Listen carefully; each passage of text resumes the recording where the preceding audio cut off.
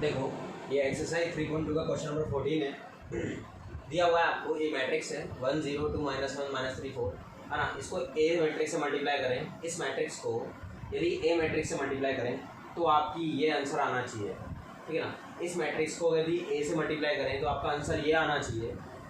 तो ए का मान याद करो, मतलब आपको ए मैट्रिक्स नहीं दी, जो इसको मतलब इस मैट्रिक्स को जिस मैट्रिक्स से मल्टीप्लाई करने के बाद आपकी ये वाली मैट्रिक्स आती ना, तो वो मैट्रिक्स गायब कर रखी है इसमें, ठीक है ना। वो मैट्रिक्स आपको नहीं दी है, ठीक है। तो क्या करेंगे, देखो सबसे पहले एक मैट्रिक्स दे रखी है अपन को, है ना, और आपको वैल्यू निकालनी है ए की।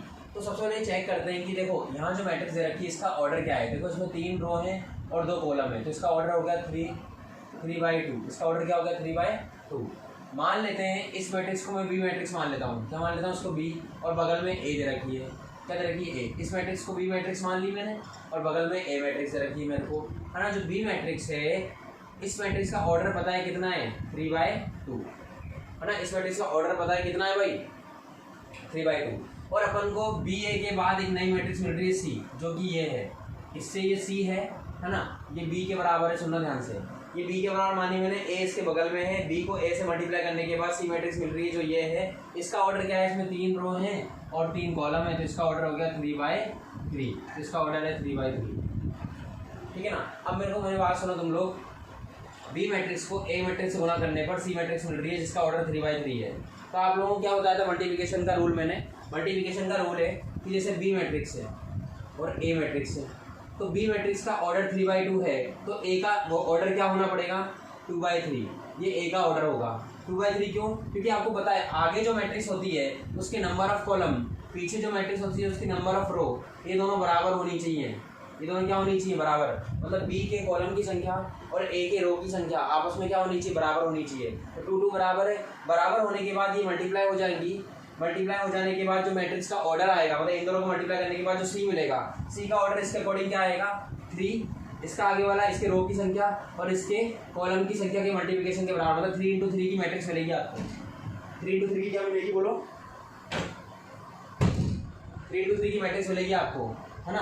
तो यहाँ पर देखो 3 × 3 की मैट्रिक्स तभी मिलेगी जब ए का ऑर्डर क्या हो 2/3, बिकॉज ऑफ 2 के बराबर हो जाएगा और मैट्रिक्स का ऑर्डर 3/3, मतलब इसके रो इसके कॉलम, तो मल्टीप्लिकेशन मिलेगा। तो आपको ए जो मैट्रिक्स लेनी है वो 2/3 की मैट्रिक्स लेनी है। किसकी लेनी है, 2/3 की मैट्रिक्स। तो यहाँ से ये समझने वाली बात है कि आपको ए मैट्रिक्स जो यहाँ लेनी थी वो मैट्रिक्स किस ऑर्डर की लेनी है, पहली बात तो वो डिसाइड करना है, क्योंकि ए का मान निकालना ना इसलिए। तो देखो माना ए इजिकल टू, अब ए जो मैट्रिक्स लेना वो किसी के क्रम की, मैंने बोल दिया किसकी है 2/3 की लेनी है। तो 2/3 में 2 रो 3 कॉलम होंगे, तो ले लिया मैंने A11 A12 A13 A21 A22 A23, ठीक है ना। ये मैट्रिक्स का ऑर्डर क्या है बताओ 2/3। आपको पता है ए मैट्रिक्स आपको 2/3 की लेनी थी, मेरी 2/3 की मैट्रिक्स। अब ना इस मैट्रिक्स को, ये जो मैट्रिक्स दे रखी है इसको ए से मल्टीप्लाई करने के बाद ये आना चाहिए। तो देखो जो क्वेश्चन में दे रखा है वो देखता हूँ। प्रश्न अनुसार क्या दे रखा है बताओ। ये दे रखा है आपको कि 1 0 2 -1 -3 4 का मल्टीप्लिकेशन किसके साथ, इस मैट्रिक्स के साथ। मैट्रिक्स क्या बोलो A11 A12 A13 A21 A22 A23। इस मैट्रिक्स का मल्टीप्लिकेशन जो है वो बराबर आ रहा है इसके, जो दे रखा है आपको 1 -4 3 -2 -10 6 और 13 20 और -9, ठीक है। तो देखो आप पहले मल्टीप्लाई करो उसके बाद इसको बराबर करेंगे। तो देखो इन दोनों को मल्टीप्लाई करते हैं पहले। तो देखो क्या ऑर्डर है इसका, इसका है 3/2, इसका ऑर्डर क्या बताओ 2/3। तो इसके नंबर ऑफ कॉलम की संख्या इसकी नंबर ऑफ रो की संख्या के बराबर है।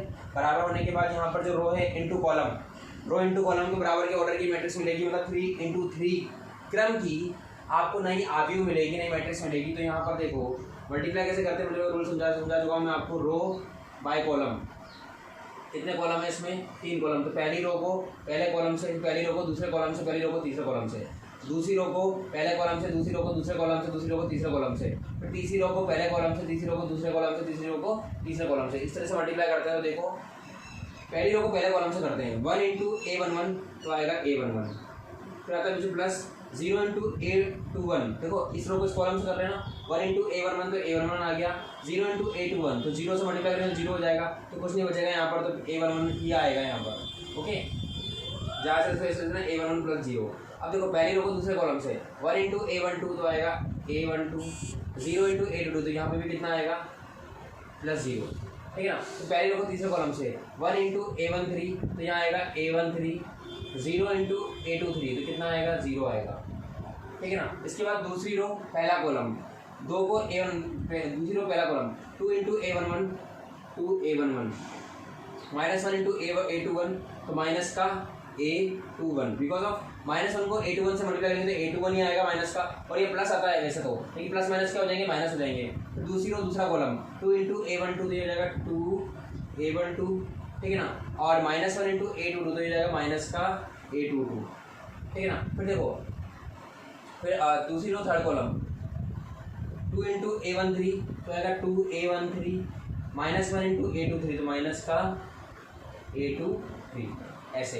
अब third row first column -3 into ए वन वन तो माइनस का 3 A one one, 4 into A two one तो यहाँ आएगा प्लस 4 ए टू वन, ठीक है ना। फिर दूसरी रो तीसरी रो सेकंड कॉलम -3 इंटू ए वन टू तो आएगा माइनस का 3 ए वन टू, ठीक है, और 4 इंटू ए टू टू तो प्लस का आएगा 4 ए टू टू, ठीक है। और फिर थर्ड रो मतलब लास्ट कॉलम -3 इंटू ए वन थ्री तो आएगा माइनस का 3 ए वन थ्री, है ना, और 4 इंटू ए टू थ्री तो प्लस का 4 ए टू थ्री। ये मैट्रिक्स बन, अपन ने इस मैट्रिक्स से मल्टीप्लाई करके ये आ गया। इसमें देखो 3 रो हैं और 3 ही कॉलम है, तो 3/3 ऑर्डर हो गया इसका 3/3 ऑर्डर है। और सामने जो मैट्रिक्स है आपकी मल्टीप्लाई करने के बाद वो दे रखी है कितनी है, 1 -4 3 -2 -10 6 और जाएगा 13 20 -9, ठीक है। तो ये वाली जो मैट्रिक्स है ये इस मैट्रिक्स के बराबर है अभी अपने अकॉर्डिंग, ठीक है ना। अब देखो क्या करते हैं, जब आपको पता चल गया कि ये मैट्रिक्स इसके बराबर है, तो दो मैट्रिक्स आपस में जब बराबर होती हैं, तो पहली बात तो उनके ऑर्डर सेम होने चाहिए। इसका 3/3 ऑर्डर है तो इसका भी क्या ऑर्डर होना चाहिए, बोलो, इसका भी 3/3 ऑर्डर होना चाहिए, ठीक है। उसकी दूसरी बात करते हैं, करस्पॉन्डिंग एलिमेंट जो होते हैं, संगत अवयव जो होते हैं वो आपस में बराबर होते हैं, मतलब पहला पहले के बराबर होगा, दूसरा दूसरे के, तीसरा तीसरे के, है ना। इस तरीके से जो एलिमेंट्स हैं वो आपस में क्या होते हैं, बराबर होते हैं। तो यहाँ पर हम बराबर करते हुए चलेंगे एलिमेंट्स को और सारी वैल्यू निकालते चलेंगे, ठीक है ना। देखो कैसे है ना। अब देखो पहला मान क्या है, पहला अपन a1 में प्लस 0 करेंगे तो कितना आएगा a11। अब पहला a11 है और यहाँ पहला एलिमेंट क्या है 1, तो इसका मतलब a11 जो है वो किसके बराबर होगा, 1 के। तो a11 का मान तो आ गया, कितना आएगा 1, पहला मान आ गया ये। दूसरा a12 प्लस 0 तो a12 आएगा, a12 इज इक्वल टू -4 तो ये आएगा a12 इज इक्वल टू -4, ठीक है ना। इसके बाद देखो a13 प्लस 0 तो a13 आएगा, a13 बराबर 3 तो ये आएगा a13 बराबर 3, 3 मान हो गए। इसके बाद देखो 2a11 minus a21, 2a11 minus a21 बराबर होगा -2 के, तो यहाँ लिखता हूँ मैं 2a11 माइनस a21 बराबर होगा किसके, -2 के, इसके -2 के। अब एक चीज़ देखो, इन दोनों में से किसी का मान पता होगा तुमको, a11 का मान निकाल चुके, कितना आया 1 डाल देंगे यहाँ पर, 2 इंटू 1 माइनस a21 बराबर -2, तो यहाँ से कितना हो जाएगा 2 माइनस a21 बराबर -2, तो यहाँ से हो जाएगा a21 को इधर ले जाओ, 2 को इधर ले जाओ, तो हो जाएगा a21 इज इक्वल टू -2 हो जाएगा प्लस का 2 2 और 2 कितना हो जाएंगे 4, तो a21 का मान कितना आएगा 4, ठीक है। इसके बाद देखो 2a12 माइनस a22 इनका मान जो है वो -10 के बराबर है, तो यहाँ से देखो है ना, ये हो जाएगा आपका 2a12 माइनस a22, इसका जो मान आ रहा है वो कितना आ रहा है -10 मान आ रहा है। तो इसको सॉल्व करते हैं, देखो ये हो जाएगा आपका 2a12 का मान निकाल चुके -4, क्या डाल देंगे 2 into -4 minus a22 is equal to -10, ठीक है। अब देखो a22 को इधर ले जाऊंगा और 10 को इधर ले आऊँगा, तो इधर 4 2 -8 है ना, और ये हो जाएगा प्लस का 10 हो जाएगा इधर आके, और उधर a22 जाके उधर प्लस का हो जाएगा, तो a22 का जो मान आएगा वो आएगा प्लस का 2, कितना आएगा प्लस का 2, ठीक है ना, ऐसे। इसके बाद देखो आप थर्ड ये वाला है 2a13 माइनस a23, तो ये हो जाएगा 2a13 minus a23 is equal to ये वाला जो एलिमेंट है इसके बराबर होगा 6 के बराबर होगा। यहाँ से A13 का मान पता है 3, तो जाएगा 2 × 3 माइनस A23 इजिकल टू 6। तो यहाँ से A23 इजिकल टू 6, तो ये है ही सही है ना। 6 इधर आएगा वापस, माइनस 6 इधर जाएगा, प्लस का होगा, इधर आएगा माइनस का होगा। 3 2 6 तो पहले सही है। तो A23 का जो मान आएगा वो आएगा 0। कितना आएगा? 0। ठीक है ना। सारे मान निकाल कर रहा हूँ मैं, पहला, दूसरा, तीसरा, चौथा, पांचवा, छठा। ठीक है ना, ऐसे। अब इसके बाद क्या बचा? -3A11 + 4A21। तो देखो -3A11 + 4A21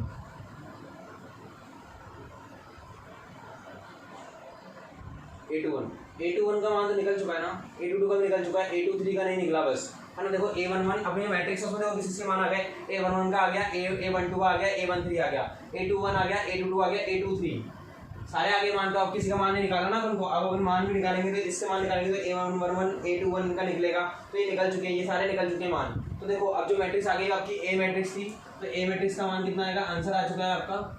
ठीक है ना। कितना? A11 A12 A13 इनके सबके मान लगा दो। A11 कितना है? ये 1 है। A12 कितना है? -4 है।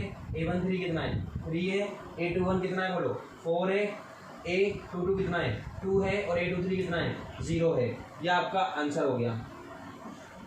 ठीक है ना। ये वाली मैट्रिक्स प्राप्त होगी आपको। तो आपकी जो मैट्रिक्स थी यहाँ पर जो ए दे रखी थी, उस मैट्रिक्स का मान निकालना था आपको। तो कैसे निकाला?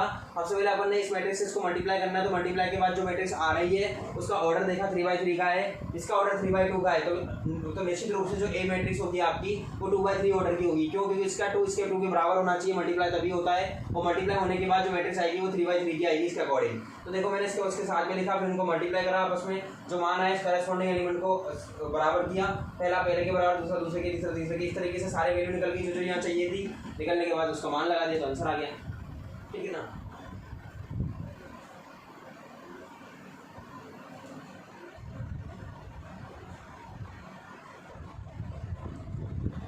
देखो विविध का क्वेश्चन नंबर 8 है। ए मैट्रिक्स रखी है, मैट्रिक्स बोला है -2 -1 1 -1 7 4 1 -1 -x -3। एक सममित आव्यूह है तो x का मान निकालो। मतलब आपको जो मैट्रिक्स दे रखी है, ये जो ए मैट्रिक्स दे रखी है, ये मैट्रिक्स एक सममित आव्यूह है। सममित मतलब होता है सिमेट्रिक। क्या होता है ये? सिमेट्रिक मैट्रिक्स है। तो आपको x का मान निकालना है, जो x है ना इसका मान निकालना है। ठीक है। अच्छा, सममित आव्यूह होती क्या थी, है ना। जैसे मान लो कोई मैट्रिक्स आपको ए दे रखी है, ए आपको कोई मैट्रिक्स दे रखी है, ए का ट्रांसपोज निकाला आपने तो वो ए के बराबर आनी चाहिए। सुनो ध्यान से। देखो क्या है, कोई मैट्रिक्स ए दे रखी है अगर आपको, तो ए उस मैट्रिक्स का अगर आप ट्रांसपोज निकालते हो, मतलब उसका क्या निकालते हो? परिवर्त करते हो उसको, परिवर्त मैट्रिक्स निकालते हो। परिवर्त कैसे करते थे? रो को कॉलम में और कॉलम को रो में चेंज कर देते थे। जो मैट्रिक्स का ऑर्डर होता था उसका जस्ट ऑपोजिट ऑर्डर हो जाता था। जैसे मान लो कोई मैट्रिक्स 3/2 की है, किसकी है? 3/2 की, तो वो मैट्रिक्स हो जाएगी 2/3 की, ऐसे। तो देखो ये बोल रहा है कि ये मैट्रिक्स सममित आव्यूह है तो x का मान निकालो। ठीक है, सममित, क्योंकि मैट्रिक्स ए एक सममित आव्यूह है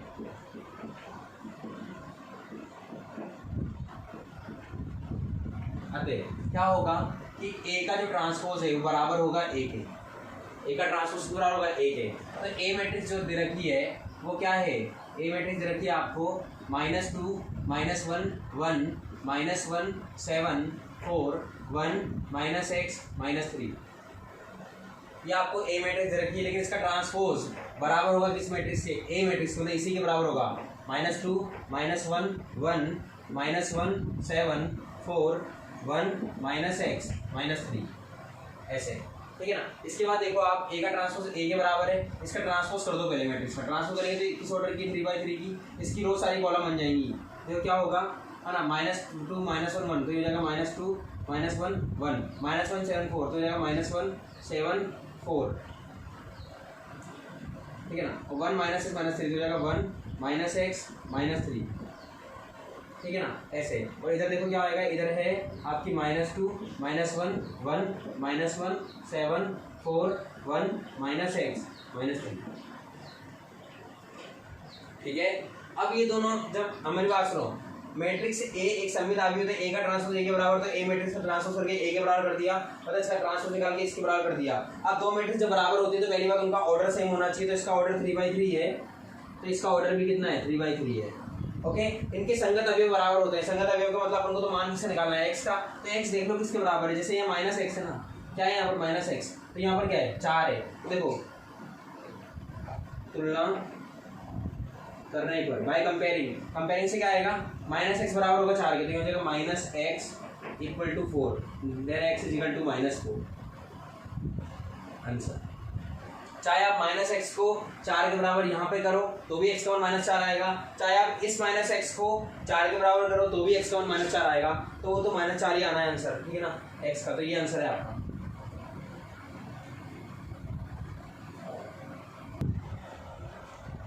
देखो विविधता 18 नंबर क्वेश्चन है 18, यदि b = e मैट्रिक्स दे रखी है, यदि b = e मैट्रिक्स है वो तो सिद्ध करो b² - a + d of b, सिद्ध करो b² - a + d of b = ये आना चाहिए।